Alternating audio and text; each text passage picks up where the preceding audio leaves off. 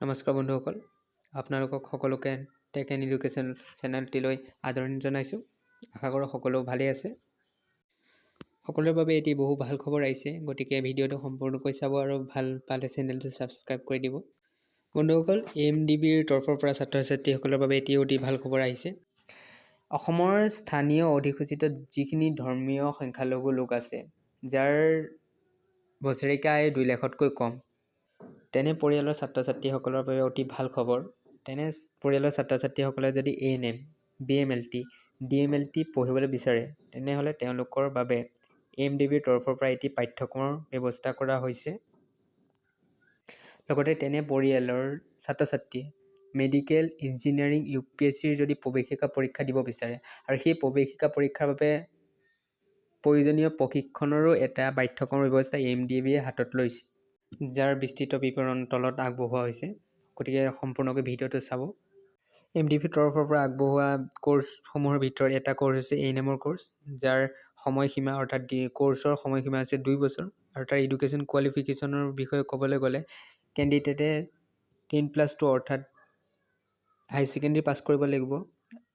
যিকোনো এটা ষ্ট্ৰীমৰ পৰা পাছ কৰিলে হ'ল, উইথ 40% মিনিমাম পাৰ্চেণ্টেজ, অৰ্থাৎ 40%তকৈ তলত হ'ব নোৱাৰিব তাৰ পাৰ্চেণ্টেজ। অৰ্থাৎ যিসকল কেণ্ডিডেটে ইয়াৰ বাবে এপ্লাই কৰিম বুলি ভাবিছে, তেওঁলোকৰ পাৰ্চেণ্টেজ 40% হোৱাটো বাঞ্ছনীয়।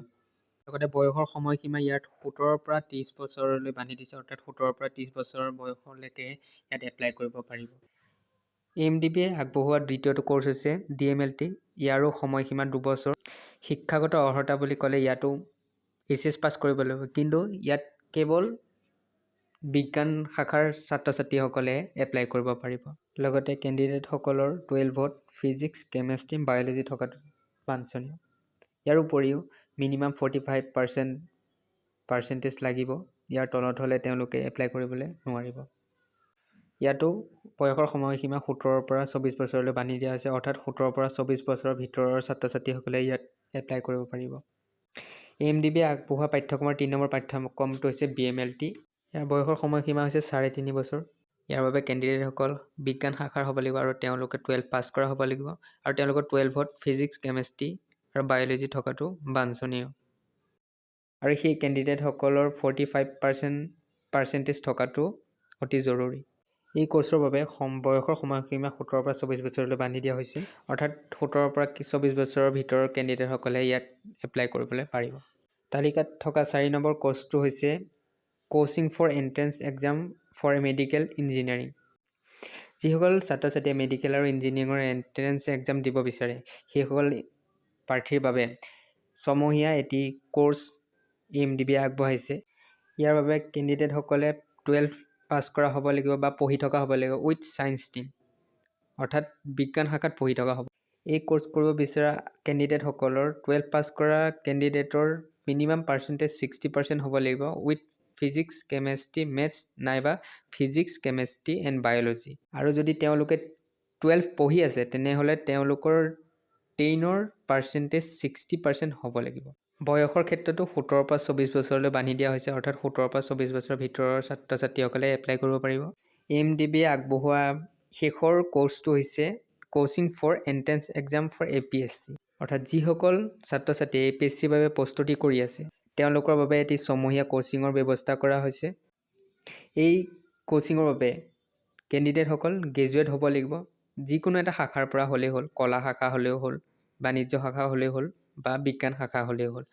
বয়সৰ ক্ষেত্ৰত 21ৰ পৰা 38 বছৰলৈ বান্ধি দিয়া হৈছে, অৰ্থাৎ 21ৰ পৰা 38 বছৰ বয়সৰ কেণ্ডিডেটসকলে ইয়াত এপ্লাই কৰিব পাৰিব।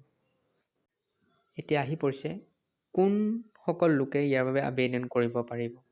অফিচিয়েল ন'টিফিকেশ্যনৰ মতে অসমৰ স্থানীয় যিখিনি অধিসূচিত ধৰ্মীয় সংখ্যালঘু লোক আছে, যেনে মুছলিম, খ্ৰীষ্টান, শিখ, বুদ্ধিষ্ট, পাৰ্চী এণ্ড জৈনসকলে ইয়াত আবেদন কৰিবলৈ পাৰিব।